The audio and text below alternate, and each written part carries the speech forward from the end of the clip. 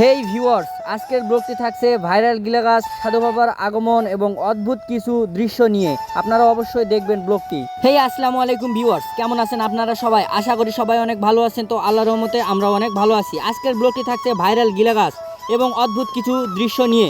আপনারা অবশ্যই আমাদের ব্লগটি দেখবেন। ব্লগটি শুরু করা যাক। ব্লগটি শুরু করার সঙ্গে সঙ্গে দেখতে পেলাম রাস্তার মধ্যে মাটি কুপানো শুরু হয়ে গেছে। মাটি কুপানোর সঙ্গে সঙ্গে একটু হলে রিপন মামাকেও মোটরসাইকেলে কুপিয়ে দিয়েছিল। কুপাকুপি শেষ হয়ে গেলে রাস্তা পারাপারের জন্য আমাদের লাইন ধরতে হচ্ছে, যেমন টিকিট কাউন্টারে টিকিট কাটার জন্য লাইন ধরতে হয়। আর অবশ্যই তো আপনারা আমাদের পিছনের ব্যাকগ্রাউন্ডটি দেখতে পাচ্ছেন কিরকম। অবশ্যই আপনারা পিছনকার ব্যাকগ্রাউন্ডটি দেখে বুঝতে পারতেছেন যে ধান গাড়ার জন্য মাটি প্রস্তুত করে রাখা হয়েছে।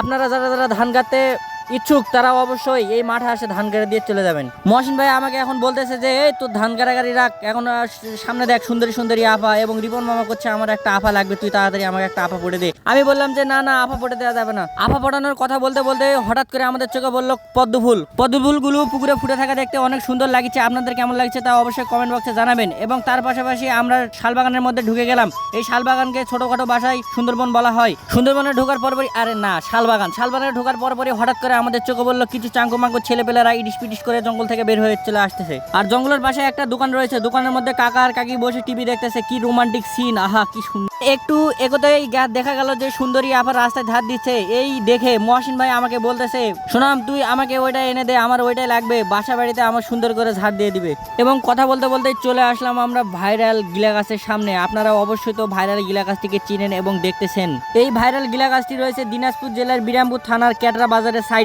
আপনারা অবশ্যই ভাইরাল গিলা গাছটিকে দেখতে আসবেন। আর এই ভাইরাল গাছটিকে দেখার জন্য অনেক দূর দূরান্ত থেকে লোকজন চলে আসে এবং টুরিস্টরা আসে। আপনারা অবশ্যই আমাদের ভাইরাল গিলা গাছটিকে দেখে যাবেন। আজকে আমরা এসেছি সেই আবার সব বন্ধুরা মিলে মজা মাস্তি করতে, আর সেই ভিডিওটি আজকে আপনারা উপভোগ করবেন এবং দেখবেন। তারপর হঠাৎ করে আমাদের চোখে পড়লো একটা পাখি।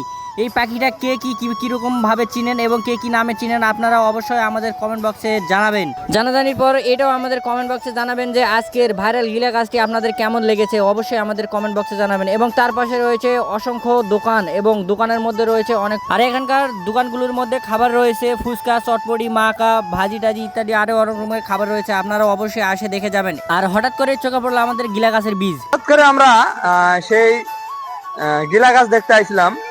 ওই যে পিছনে অনেক মানুষজন দেখেন গিলা গাছ দেখছে, হঠাৎ করে একটা ভয়ঙ্কর কাহিনী, যেমন একটা কি যেন প্রাণী এখানে মারা গেছে, তার কঙ্কাল এই জায়গায় দেখেন কি একটা ভয়ঙ্কর অবস্থায় রয়ে গেছে এই জায়গা।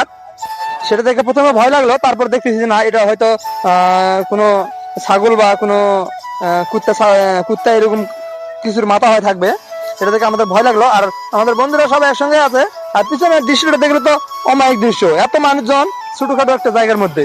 আবার ভাইরাল গাছ দেখতে দেখতে আমাদের চোখে আবার একটা সেই পাখির দেখা মিলল এবং সেই পাখিটিকে দেখার জন্য অনেক দর্শকেরা ভিড় করতেছে। এবং তার পাশে হঠাৎ করে আমাদের সাধু বাবার আগমন হয়ে গেছে। আপনারা দেখতে পাচ্ছেন যে 3 সাধু বাবার আগমন। আর আজ যদি আমরা ভাইরাল গিলা গাছ না দেখতে আসতাম তাহলে আমরা এই সাধু বাবাকে দেখতে পেতাম না। এত আনন্দ ফুর্তি এবং এত তারা দেখতে পাচ্ছেন যে নাচ গান করতেছে এবং অনেক আনন্দ ফুর্তি করতেছে। এবং তার পাশে আপনারা দেখতে পাচ্ছেন যে দর্শকেরা অনেক আনন্দ ফুর্তি এবং মজা নাচ গান দেখতে দেখতে আমরা চলে গেলাম পরিচিত সবুজ পেয়ারা মাখা দোকানে। এটা আমার সম্পর্কে দুলাভাই লাগে। দুলাভাই আমাদের পেয়ারা মাখা দিয়ে দিল, আমরা গো গো গো গো করে খেয়ে নিলাম।